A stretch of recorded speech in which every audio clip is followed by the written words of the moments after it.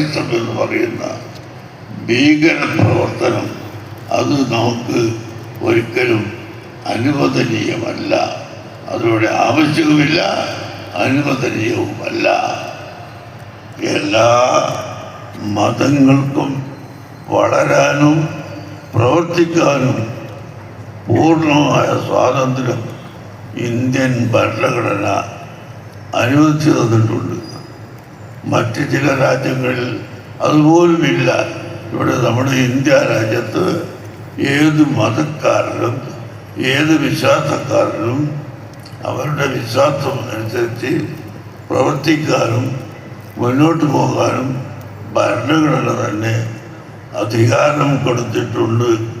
ആ നിലയിൽ ജനങ്ങൾ മുന്നോട്ട് പോയിക്കൊണ്ടിരിക്കുമ്പോൾ എല്ലാവരും സമന്മാരാണ് എന്നാണ് ഞങ്ങൾ നിങ്ങളോട് പറയുന്നത്.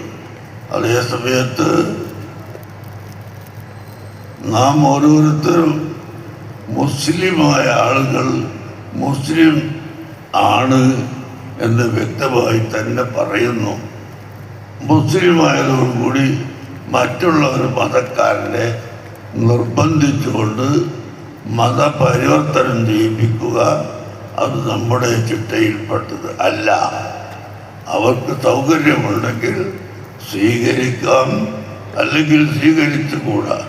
ഇപ്പോഴത്തെ അമേരിക്കയിൽ ഓരോ ദിവസവും 10,000-ങ്ങളാണ് ഇസ്ലാം മതത്തിലേക്ക് വന്നുകൊണ്ടിരിക്കുന്നത്. പക്ഷേ അതിനെ തടയാൻ അവിടുത്തെ പ്രസിഡന്റിന് അധികാരമില്ല, മറ്റാർക്കും അധികാരമില്ല. അതുകൊണ്ട് അവർക്ക് സാധിക്കുന്നുമില്ല. ഓരോ ദിവസവും നൂറുകണക്കായ ആളുകൾ ഇസ്ലാം മതത്തിലേക്ക് അവിടെ വന്നുകൊണ്ടിരിക്കുന്നു. ഇവിടെ നാം പറയുന്നത് ഏത് മതക്കാരനും അവരുടെ മതം അനുസരിച്ച് പ്രവർത്തിക്കാനുള്ള സ്വാതന്ത്ര്യം ഉണ്ട്. അതിൻ്റെ പേരിൽ ഒരു മതക്കാരൻ മറ്റൊരു മതക്കാരൻ്റെ പേരിൽ അടിച്ചേൽപ്പിക്കുകയോ ഭിന്നിപ്പുണ്ടാക്കുകയോ കുഴപ്പമുണ്ടാക്കുകയോ ചെയ്യാൻ പോകരുത്. നാം എല്ലാവരും നമ്മുടെ റൂട്ടിലൂടെ മുന്നോട്ട് പോകണം.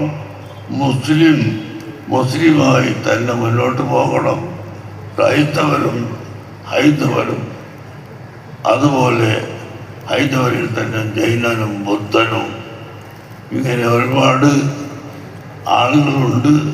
അവരൊക്കെ അവരുടേതായ വഴിക്ക് മുന്നോട്ട് പോകുമ്പോൾ മുസ്ലിംകൾ